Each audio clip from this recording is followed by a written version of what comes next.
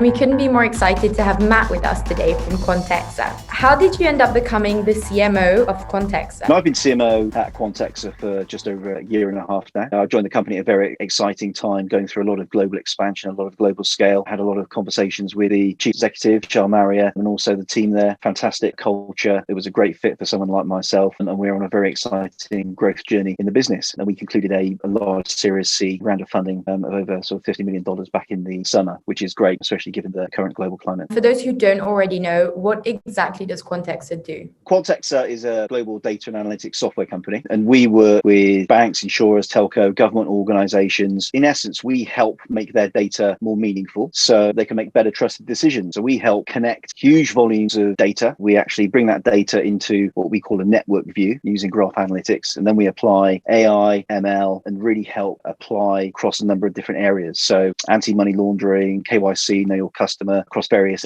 areas of data management, such as MDM, and also across the customer experience area as well. So anywhere where you need to see new opportunities, uncover new opportunities that you wouldn't have previously been able to uncover, as well looking for the areas of risk that you wouldn't necessarily be able to uncover previously. What is one piece of career advice that you've received as a marketing leader that's been really invaluable to you? You've got to never stop listening. You never finish your apprenticeship, if you like. You're always learning. And in marketing, it's an area that moves very, very fast. It's moved a great deal in terms of MarTech, in terms of sales tech, in terms of different techniques that have really developed and come to the fore over recent years. Every day is still a school day. You can never learn enough. It's one of the things that's very, very exciting about working in marketing, especially in B2B. Last year was very tough for anything event related. As a result, did you feel that there were fewer opportunities to market your product? I think that agility is probably the watchword. And I think that for any business, certainly for our business and certainly in marketing, we've really sort of been through sort of three phases. There's kind of like the first response phase, which was very much about getting your communications right, your internal communications or external communications. So one of the key things is you've got to engage your processes, both in terms of how you deal with internal aspects, but also with customers moving to remote working, doing that in a very agile and efficient way, but also takes care of your staff, takes care of your customers, takes care of your partners. I think then the other one is about how you kind of adapt and overcome phase. And I think for us, the acceleration around digital, obviously, when you're looking at things like events, everybody's been kind of moving to the virtual. And I think to a degree, that's been a lot of positive things that have come out of that. I think companies have had to be a lot more creative. It's also brought marketing and sales a lot closer together because engagement across the customer life cycle is very important. And obviously, with over 80% of folks moving to remote working, that kind of 80% plus has moved to kind of remote selling. And then finally, it's about the rebound and the rebuild. We're kind of still waiting for that to happen to a certain degree, but I think most businesses have a new business as usual in terms of where they are and can carry on in that vein, especially when it comes to B2B tech. And then it's kind of planning a little bit more for recovery in the areas around, okay, what role will physical events have again? It's going to be different. There will be a lot more thought in planning and strategy about the role of the nature of physical interaction. How do you think the future events landscape looks like? Are virtual events here to stay? Virtual events are here to stay. They were kind of here before, but maybe not as much focus in terms of the way we're applying to it. And there is a number of benefits. You do get a broader reach. It gives you the opportunity to provide a very finite level of focus in terms of things like data acquisition. You tend to get a more focused audience into the events. And also, I think virtual events really lend themselves a lot more into the customer engagement cycle from an account-based marketing perspective. I think smaller focused events, high quality content, talk sort of webinars, roundtables, those kind of things. We've been very successful in terms of way we've engaged with both our clients and also with our kind of prospects and suspects, indeed our partners as well. The key thing, what I've seen is that a lot of folks that have tried to take very big trade shows and move them to virtual and try and almost run them with the same kind of size and ambition as they would do a physical event, in some cases who have either really failed and just not been successful in doing that. So I think that's a really key one as well, is not to be over ambitious, be focused. And I think wrapping digital and your content planning and really the sort of dovetailing integrated marketing and having a